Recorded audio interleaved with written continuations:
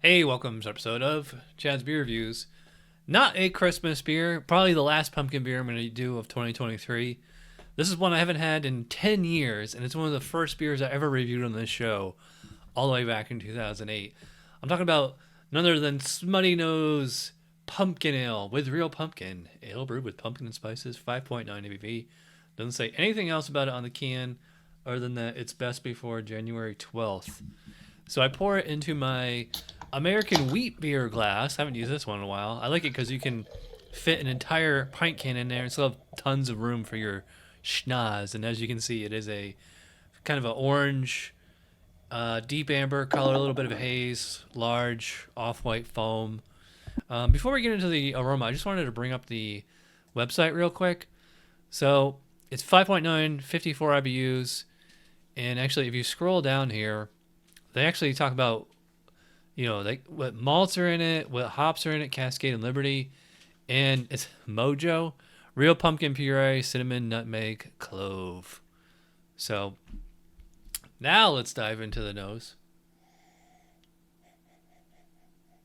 Yeah, this has like a pretty sweet smell, almost like a soda kind of smell, which is odd because, like they say, it's made with real pumpkin. So I would think like it would be like more like spicy, more potpourri, but this is definitely more like it smells, I will say, like a pumpkin pie. I mean, they mentioned pumpkin puree on there. I mean, that's what your pumpkin pie is made out of. It's actually not that cinnamony.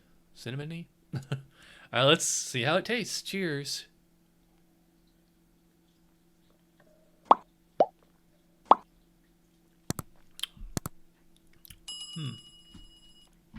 That's interesting. It's got a little bit of the puree and also the potpourri and also a little bit of like an artificial kind of flavor going. Like I said, I haven't had this in like 10 years. In fact, last time I had this, I reviewed it with Madison Wino Bureau Food. I'll put a link up there, down there somewhere. Don't remember what I said at the time, but I just always remember this being one of the better pumpkin beers. Like it was always like the big pumpkin potpourri beer, and like this time around, it's much different. Yeah, it drinks like kind of like I'd probably call this like an amber ale kind of base. It is pretty malty. I get like a little bit of caramel in there. Otherwise, it's just kind of like plain, American malt kind of flavors. I don't know if I would say toasty or anything like that. The pumpkin and the spices are more like in the background. And I mean, you could chalk it up to this being like probably an old can. Maybe if it expires in a month, then this was probably canned in like June. Yeah, that pumpkin potpourri kind of flavor is coming through like mostly at like the crest, the apex, like into the aftertaste. Again, I think it's like a bit more ginger or nutmeg. Probably, I think it actually is more nutmeg than the other two. Cinnamon usually gives you like that kind of cookie or applesauce kind of flavor to it. I'm really not getting any cinnamon on here. I mean, it must have faded quickly. It's a little disappointing. I would not call this a sweet beer.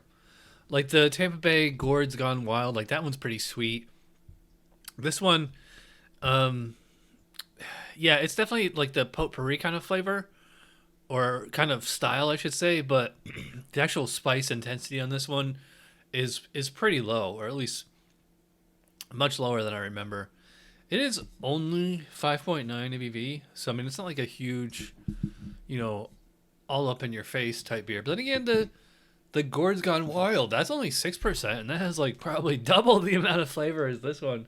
It's got a bit of body on it. I'd probably call it like medium body, slightly creamy texture. I will say it is very smooth. Carbonation is probably about moderate, maybe moderately high, somewhere around there. Head is, lingering around. 5.9 ABV, not super strong beer. I would not call this refreshing. This is not refreshing, but this is also like rustic and spicy enough. Like this is like a pumpkin beer you would have with dinner, whereas like so many other pumpkin beers are just you would have that with or instead of pumpkin pie. So yeah, this is good. This is not nearly as good as I remember, but it's a solid pumpkin beer. By the way, I guess that total wine, I think it was $2.99 or $3.99 for this can. I saw this on the shelf and I was like, oh, I haven't had this in such a long time. I had to grab it. Kind of miss the old Smuttynose labels in bottles, for that matter. Anyway, the score for the Smuttynose Pumpkin Ale. Like I said, it's good. It's not great. It's certainly not as good as I remember. So I think I'm going to go like 3.5 on this one. You know, solid. You know, it's good. Solid thumbs up. You know, above average, but just not up there with like some of the better examples. Maybe if I was having this fresh, like in the summer, it might be a different story. But this particular can is you know, it's good. It's not bad. It's just not great. So, all right. So if you watch all the way in, you know you're awesome. Thanks for watching. I'll see you guys for Tuesday Night Beer School. Cheers.